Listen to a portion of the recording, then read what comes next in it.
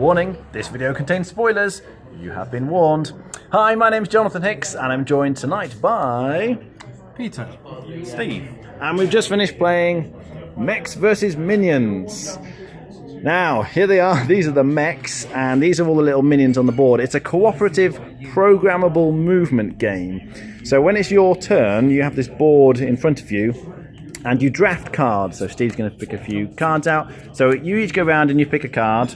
So maybe I'll take this one. And you decide which one of the 6 slots, so I might put it into this empty slot 5, or I could add it onto an existing one which would upgrade the previous card, but then you execute each of these slots in order from left to right. So I would do whatever this slot card says first, then I'd do what this one is, and then this one, etc. And these cards stay here from turn to turn. So you're then adding to previous cards, and you always execute from left to right. So some of the cards will make you move forwards, like this one. Some of them let you turn, like the memory core. And some of the cards attack the minions, like this chain lightning. And the objective of the game is different from mission to mission. It's a campaign-based system, so in this particular scenario, a boss has turned up, and we had to try and defeat the boss. But you, as you're trying to complete the mission, you're going to find you'll take damage, and that's quite an important consideration. If these little minions get next to you, they will hit you, and you take these damage cards, and you roll a dice. We're going to want the other dice. And whatever the number is, the damage covers that slot. So this one says rotate right 90, which I would have to do immediately. And then every time I execute my command line, I will rotate 90 at that point. So the damage really screws up what you're trying to do.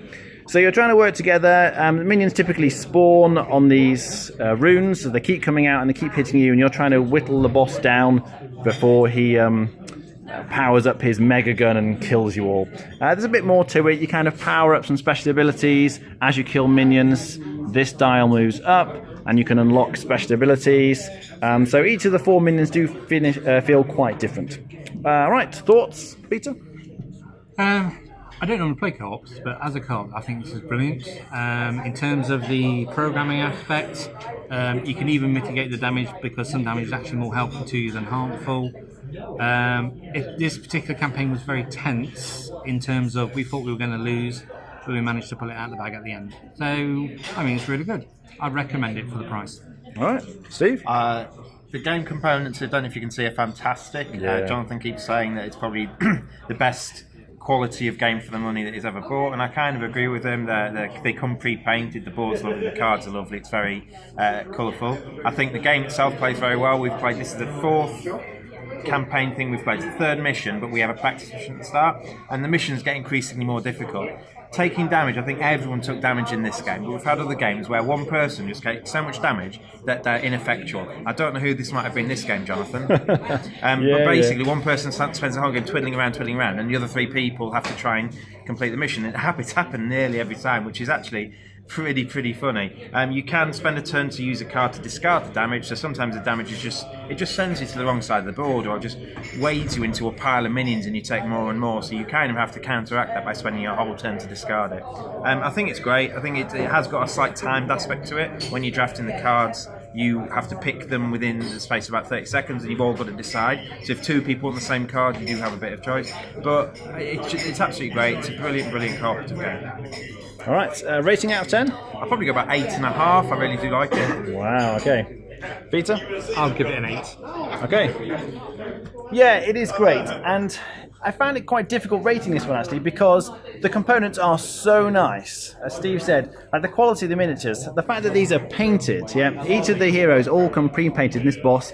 The minions have all had a wash on, which does make them look very nice, I think. All the details get picked out really well. The cardboard, everyone says the actual cards are good quality. It's hard not to be swayed by the quality of just the stuff in the box.